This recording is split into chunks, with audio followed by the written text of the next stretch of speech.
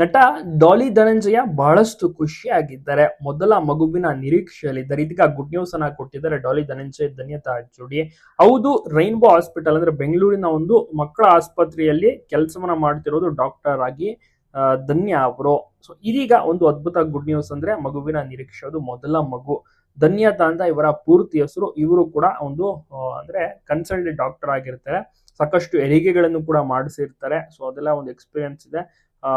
ಇಷ್ಟು ದಿವಸ ಡಾಕ್ಟರ್ ಅಂದ್ರೆ ಚೆಕಪ್ಗೆ ಎಲ್ಲ ಹೋಗ್ತಾ ಇದ್ರು, ಕನ್ಸಲ್ಟೇಷನ್ ಮಾಡ್ತಿದ್ರು. ಬಟ್ ಈಗ ಕಂಪ್ಲೀಟ್ ಆಗಿ ತಾಯಿಯಾಗುತ್ತಿರುವ ಒಂದು ಧನ್ಯತಾ ಅವರು ರೆಸ್ಟ್ ಮಾಡೋಕೆ ಮುಂದಾಗಿದ್ದಾರೆ. ಹೌದು, ಮನೇಲೆ ಇದ್ದು ರೆಸ್ಟ್ ಮಾಡಲಿದ್ದಾರೆ. ಯಾಕೆಂದ್ರೆ ಇನ್ನ ಒಂದೂವರೆ ತಿಂಗಳಿಗೆ ಮಗು ಆಗಮನ ಸಹ ಆಗುತ್ತೆ. ನಟ ಡಾಲಿ ಧನಂಜಯ್ ಅವರು ಬಹಳಷ್ಟು ಖುಷಿಯಾಗಿದ್ದಾರೆ. ಪುಟ್ಟ ಮಗುವನ್ನ ಮನೆಗೆ ಬರ್ಮಾಡ್ಕೊಳಕ್ಕೆ ಕಾಯ್ತಾ ಇದ್ದಾರೆ.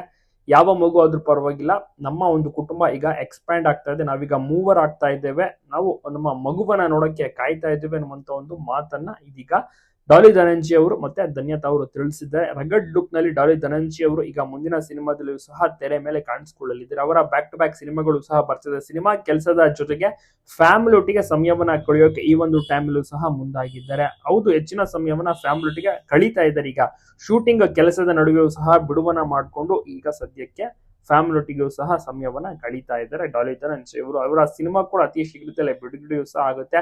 ಮತ್ತೆ ಒಂದು ಅದ್ಭುತವಾದಂತಹ ಗುಡ್ ನ್ಯೂಸ್ ಇನ್ನು ಶೀಘ್ರದಲ್ಲಿ ಸಿಗಲಿದೆ.